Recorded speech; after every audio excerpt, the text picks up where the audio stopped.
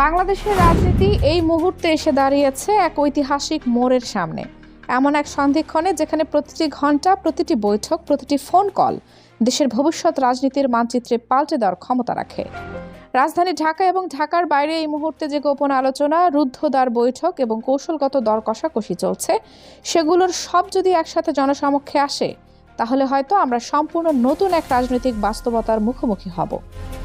তারেক রহমানের দেশে প্রত্যাবর্তন ঘিরে জল্পনা, জামায়াতে ইসলামীর বহুমুখী কৌশল, জাতীয় নাগরিক পার্টি এনসিপির দোদুল্যমান অবস্থান, চরমোনাই পীরের সঙ্গে সম্ভাব্য রাজনৈতিক জোট, গণ অধিকার পরিষদের ভাঙনের সুর, সব মিলিয়ে তৈরি হয়েছে এক জটিল বহুমাত্রিক রাজনৈতিক সমীকরণ।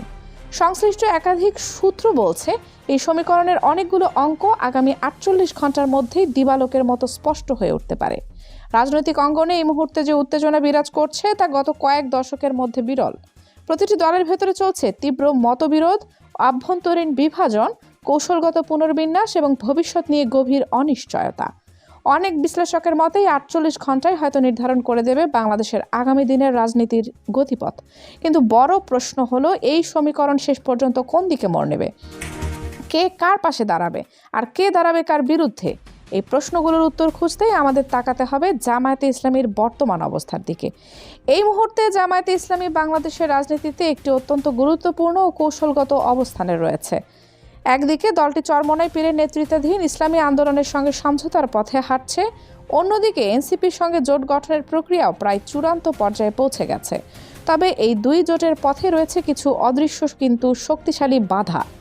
বিশ্বস্ত সূত্র জানাচ্ছে, জামায়াতের শীর্ষ পর্যায়ের নেতারা এই মুহূর্তে চরমোনাইয়ের নেতাদের সঙ্গে একাধিক বৈঠকে বসেছেন। এসব বৈঠকের চূড়ান্ত ফলাফল এখনও প্রকাশ্যে আসেনি। তবে উভয় পক্ষে যে সফলতার খুব কাছাকাছি, সেই ইঙ্গিত মিলছে রাজনৈতিক অন্তর্মহল থেকে।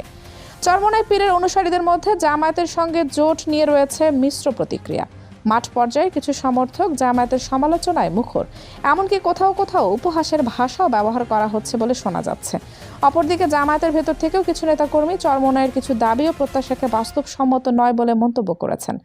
তবুও এসব বিচ্ছিন্ন মতামত উপেক্ষা করে দুই দলের কেন্দ্রীয় নেতৃত্ব একটি কার্যকর ও টেকসই জোট গঠনের লক্ষ্যে সর্বোচ্চ চেষ্টা চালিয়ে যাচ্ছে। এরই মধ্যে জানা গেছে, জামায়াত ইসলামী চরমোনাইকে আর্থিক সহায়তা দেওয়ায় নীতিগত সিদ্ধান্ত নিয়েছে। যেহেতু জামায়াতের আর্থিক সক্ষমতা তুলনামূলক বেশি, তাই তারা চরমোনাই নির্বাচনী ব্যয়ের একটি অংশ বহন করতেও সম্মত হয়েছে। এটি বৈধ অনুদান হিসেবেই দেওয়া হবে এবং নির্বাচন কমিশনের আইন অনুযায়ী তা বৈধ থাকবে বলে জানানো হয়েছে।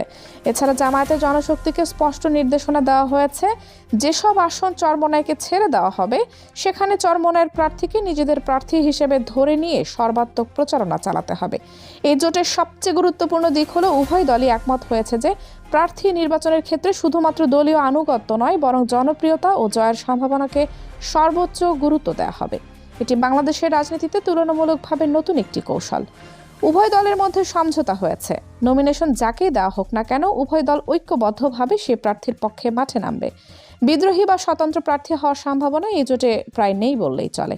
এদিকে এনসিপি ও জামায়াতের জোট প্রশ্নটি আরও বেশি নাটকীয়। এনসিপির দলীয় ফোরামে ইতোমধ্যে একটি রেজুলেশন পাশ হয়েছে, তারা জামায়াতের সঙ্গে জোটে যাবে। এটি দলটির জন্য একটি যুগান্তকারী সিদ্ধান্ত। তবে এই সিদ্ধান্তের বিরোধিতা করে এনসিপির কয়েকজন নারী নেত্রী সামাজিক যোগাযোগ মাধ্যমে প্রকাশ্য অবস্থান নিয়েছেন। কেউ কেউ জানিয়েছেন, এই সিদ্ধান্ত মানা সম্ভব না হলে তারা পদত্যাগ করবেন। এখানে উঠে আসে গণতন্ত্র ও দলীয় শৃঙ্খলার মৌলিক প্রশ্ন। একটি রাজনৈতিক দল যখন গণতান্ত্রিক প্রক্রিয়ায় সংখ্যাগরিষ্ঠ ভোটে সিদ্ধান্ত নেয়, তখন সেই সিদ্ধান্ত মানা দলের প্রতিটি সদস্যের নৈতিক দায়িত্ব। ভিন্ন মত থাকতেই পারে, কিন্তু দলের ভেতরে থেকে দলের সিদ্ধান্তের প্রকাশ্য বিরোধিতা গণতান্ত্রিক সংস্কৃতির সঙ্গে সাংঘর্ষিক।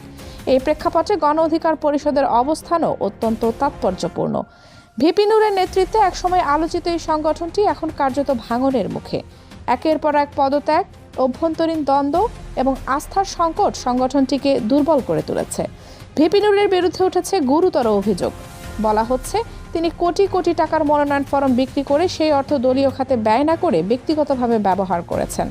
এমনকি মাত্র 2টি আসনের বিনিময়ে নিজেকে এবং দলকে রাজনৈতিকভাবে বিক্রি করে দিয়েছেন, এমন অভিযোগও উঠেছে। যদি এসব অভিযোগ সত্য হয়, তবে তা শুধু নৈতিক নয়, বরং আইনগতভাবেও গুরুতর অপরাধ হিসেবে বিবেচিত হতে পারে। কারণ ভিপি নূর একসময় দুর্নীতি ও স্বৈরাচারের বিরুদ্ধে সোচ্চার কণ্ঠ ছিলেন। আজ তার বিরুদ্ধে যখন এসব অভিযোগ উঠছে, তখন সমর্থকদের হতাশ হওয়াই স্বাভাবিক। এবি পার্টির সঙ্গে জামায়াতের জোট হবে কিনা এই প্রশ্ন এখনো অমীমাংসিত। ভিন্ন ভিন্ন সূত্র ভিন্ন তথ্য দিচ্ছে। কেউ বলছেন জোট হবে, কেউ বলছেন হবে না। তবে রাজনৈতিক বিশ্লেষকরা মনে করছেন আগামী 48 ঘন্টার মধ্যে এই অনিশ্চয়তা কেটে যাবে। এই পুরো পরিস্থিতি বুঝতে হলে কয়েকটি মৌলিক বাস্তবতা মাথায় রাখতে হবে। প্রথমত, আসন্ন নির্বাচনে জয়ের জন্য প্রতিটি দলই মরিয়া। দ্বিতীয়ত, মতাদর্শিক বিভাজন এখন আগের মতো স্পষ্ট নয়। তৃতীয়ত, অর্থ ও ক্ষমতা এখন রাজনীতির প্রধান চালিকা শক্তি। এই বাস্তবতায় জামায়াতের কৌশল বিশেষভাবে লক্ষণীয়। একদিকে তারা ইসলামপন্থী দলগুলোর সঙ্গে ঐক্য করছে, অন্যদিকে ধর্মনিরপেক্ষ পরিচয়ের এনসিপির সঙ্গেও জোট করছে। জামায়াত বুঝে গেছে শুধু একটি নির্দিষ্ট ভোট ব্যাংক দিয়ে ক্ষমতায় যাওয়া সম্ভব না। অন্যদিকে বিএনপি এখনও তাদের ঐতিহ্যবাহী অবস্থানে অনড়। ছোট দলগুলোকে তারা তেমন গুরুত্ব দিচ্ছে না। এনসিপিকেও জোট হিসেবে স্বীকৃতি দিতে রাজি নয়। এই অনমনীয়তা ভবিষ্যতে তাদের জন্য আশীর্বাদ হবে নাকি অভিশাপ, তার সময় বলে দিবে। এই জটিল সমীকরণে ডক্টর মোহাম্মদ ইউনূসের ভূমিকা অত্যন্ত গুরুত্বপূর্ণ। নোবেলজয়ী এই আন্তর্জাতিক ব্যক্তিত্বকে ঘিরে রয়েছে দেশি বিদেশি প্রত্যাশা। কিন্তু তিনি কি তারেক রহমানের রাজনৈতিক ইচ্ছার বাইরে নিজের স্বাধীন অবস্থান বজায় রাখতে পারবেন? সেটি এখন বড় প্রশ্ন। স্বরাষ্ট্র উপদেষ্টা নিয়ে চলমান দ্বন্দ্ব আসলে আরও গভীর একটি বিভাজনের প্রতিফলন। এটি মূলত দেশের নিরাপত্তা নীতি ও ভারত-বাংলাদেশ সম্পর্ক নিয়ে মতপার্থক্যের বহিঃপ্রকাশ। বাংলাদেশপন্থী বনাম ভারতপন্থী এই বিতর্ক দিন দিন আরও স্পষ্ট হচ্ছে। জামায়াত নিজেদের বাংলাদেশপন্থী হিসেবে তুলে ধরছে এবং এই পরিচয়কেই আগামী নির্বাচনে রাজনৈতিক অস্ত্র হিসেবে ব্যবহার করতে চাইছে। চরমোনাই পীরের অনুসারীরা গ্রামীণ রাজনীতিতে অত্যন্ত প্রভাবশালী। তাদের সঙ্গে জামায়াতের জোট হলে গ্রামীণ ভোট ব্যাংকে বড় ধরনের প্রভাব পড়তে পারে। এখানেই এই জোটের মূল শক্তি। তবে শেষ পর্যন্ত এই জোট কতটা সফল হবে তা নির্ভর করবে উভয় পক্ষ কতটা ছাড় দিতে পারে, কতটা সমন্বয়ের মানসিকতা দেখাতে পারে তার উপর।